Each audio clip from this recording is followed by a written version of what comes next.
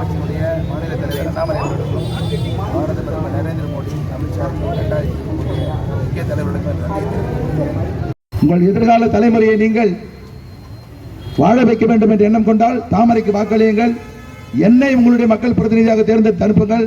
பாரத பிரதமர் நரேந்திர மோடி அவர்கள் 3வது முறை ஆட்சி அமைக்கப் போகிறார். அதில் உங்களுக்காக நான் வாதாட ஒரு வாய்ப்பை தாருங்கள் என்று கூறி என்னுடைய உரையை நிறைவு செய்கிறேன். நன்றி, வணக்கம்.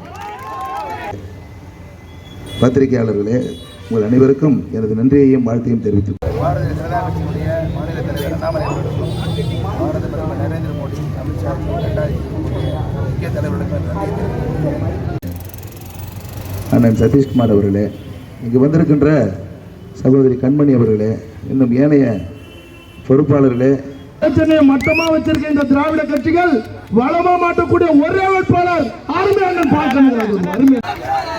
வெற்றி பெற வைத்த மாற்று கட்சிக்கும் நன்றி நன்றி நன்றி என்று கூறிவிடுவேன்.